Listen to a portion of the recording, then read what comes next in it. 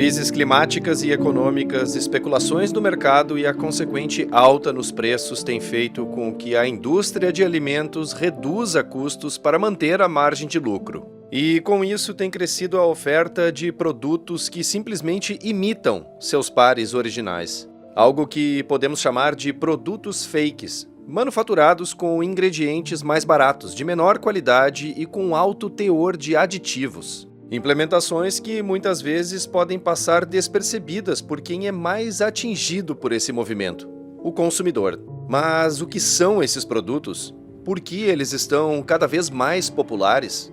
Quais os perigos por trás dessa oferta? É o que vamos discutir a partir de agora aqui no DW Revista.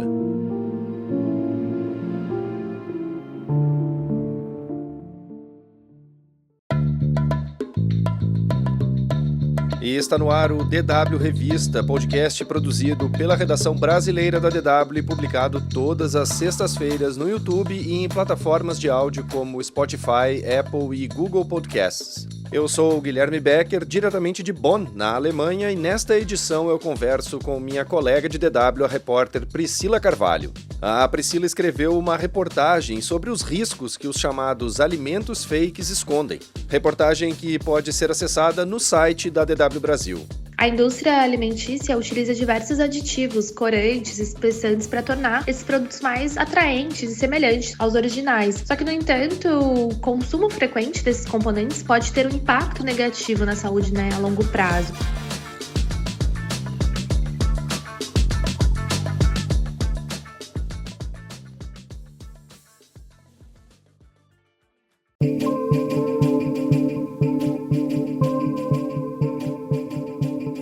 Eu começo essa edição do DW Revista citando um dos principais produtos de exportação do Brasil, o café. O pó para preparo de bebida à base de café, isso mesmo, pó para preparo de bebida à base de café, que não é café, ganhou destaque nas mídias sociais e acabou sendo apelidado de café fake, ou em um trocadilho, cafake. Esse produto fez com que a Associação Brasileira da Indústria de Café alertasse redes de supermercados e outros varejistas sobre a comercialização de misturas consideradas ilegais e recomendou que produtos como esse não devem ser consumidos devido ao risco para a saúde. Priscila, além do café, tem outros produtos considerados fakes e por isso eu te pergunto, o que são ou quais são as características dos chamados alimentos fakes? Então, Guilherme, como o nome já sugere, eles parecem, mas não são. Por exemplo, o café, que está com preço super elevado no Brasil e está fazendo com que muitas pessoas mudem aí os hábitos de alimentação e até mesmo de compra, ele passou a ser um dos produtos aí mais adulterados. No caso da bebida, a gente encontra uma distinção semelhante. O café solúvel é o resultado da desidratação do café torrado e moído, mantendo 100% aí das propriedades originais no grão. Já as misturas com cereais incorporam outros ingredientes, como cevada, centeio, resultando em uma bebida com um menor teor de cafeína. Por isso, que ela é fake, ela não é original. E também tem bastante quantidade de açúcar e carboidrato. Esses consumidores, acabam não sabendo direito diferenciar, porque realmente eles são muito parecidos e fica cada vez mais difícil. Para você ter uma ideia, até as embalagens de algumas empresas são feitas para induzir o consumidor ao erro. E é verdade que mesmo assim, mesmo com tudo isso que você falou agora, por exemplo, esses produtos estão cada vez mais populares, Priscila? Sim, principalmente por causa dos preços elevados, como a gente comentou anteriormente. O café mesmo teve um aumento expressivo no Brasil e outros alimentos também estão seguindo aí esse aumento, essa linha de preços, fazendo com que muita gente acabe aí consumindo produtos mais baratos e também sem ter muitas opções nas prateleiras. A praticidade, e o baixo custo, infelizmente, muitas vezes mascaram a qualidade nutricional desses alimentos e acabam enganando o consumidor. E além do café, Priscila, quais são os principais produtos fakes que atualmente podem ser encontrados nos mercados? São diversos. Nós podemos citar 3 principais: leite, café e iogurte. A principal diferença desses alimentos com os originais está na composição e no processamento de cada um deles. O leite, por exemplo, é um produto natural, derivado exclusivamente da secreção das glândulas mamárias, enquanto a bebida láctea é uma formulação que combina leite com outros ingredientes, como soro de leite, açúcares e aromatizantes. Essa adição de componentes altera significativamente o valor nutricional, tornando a bebida láctea, em geral, menos rica em cálcio e proteínas do que o leite convencional. O iogurte, por sua vez, ele destaca-se por ser um produto fermentado, originado da ação de bactérias láticas, específicas sobre o leite. Esse processo de fermentação confere ao iogurte características únicas, como presença de probióticos, que contribuem para a saúde intestinal. E é importante ressaltar aqui que a adição de açúcares, frutas ou outros ingredientes pode, alterar o valor nutricional do iogurte, sendo importante ler os rótulos e ficar bem atento em relação à questão da composição realmente desses produtos.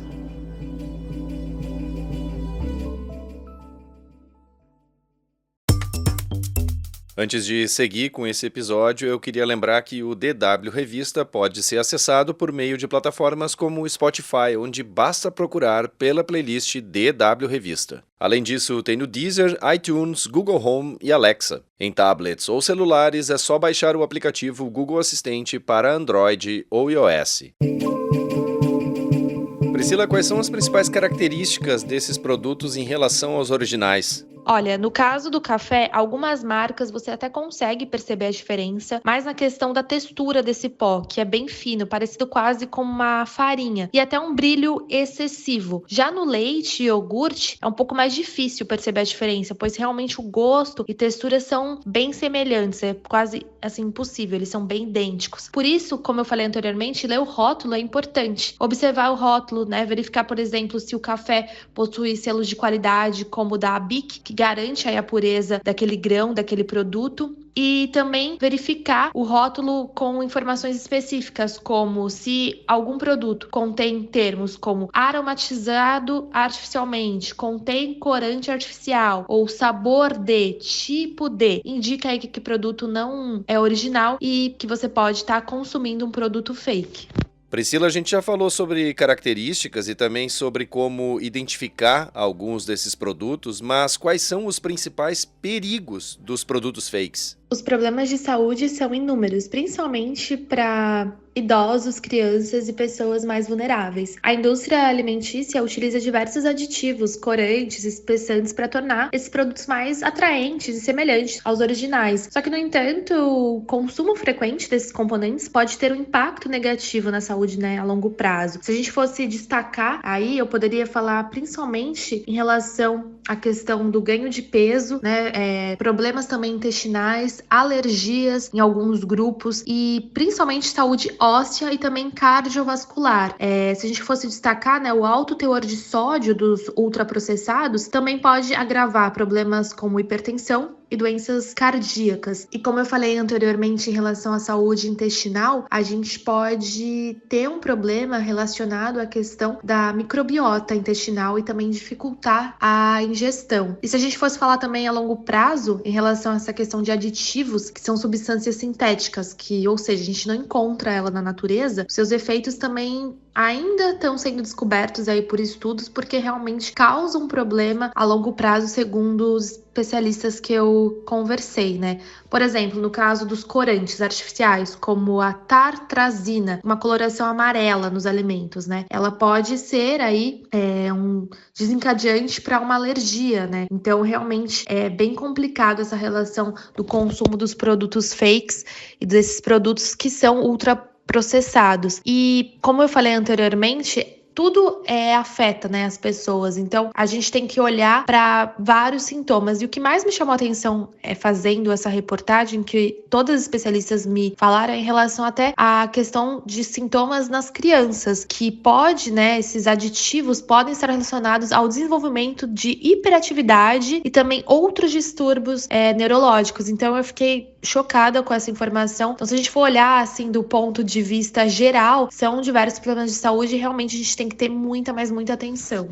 Priscila, para encerrar, eu queria te perguntar quais são as alternativas mais indicadas em relação a esses produtos fakes. Bom, além da leitura dos rótulos, o consumidor pode adotar outras estratégias para fazer escolhas mais conscientes também. Planejar as compras com antecedência, fazer uma lista e evitar ir ao supermercado com fome são algumas das medidas simples que podem aí ajudar a evitar comprar de forma impulsiva e também produtos não saudáveis, de acordo com as especialistas que conversei aí para fazer essa reportagem. E também optar por produtos saudáveis, produtos frescos, produtos da época, que geralmente são mais frescos e também tem um sabor aí melhor. E claro, caso a pessoa possa priorizar alimentos orgânicos ou de produção local. São outras formas aí também de valorizar a qualidade nutricional e também a sustentabilidade. E se a gente for falar em relação também a outros produtos, comprar produtos a granel pode ser outra opção também. No caso do café, leite em pó e queijos, eles podem ser mais baratos quando comprados em maior quantidade. E também, se o consumidor for olhar em relação a marcas, ele pode optar por marcas regionais e produtos locais também, que têm menor custo e maior qualidade. E por último, a gente pode destacar também para evitar pagar por embalagem e marketing. Essas são algumas medidas bem importantes que podem ajudar tanto na hora do bolso desse consumidor, como também na questão do valor nutricional e da saúde desse consumidor que vai fazer aí alguma compra e não cair, claro, nessa questão aí dos produtos fakes.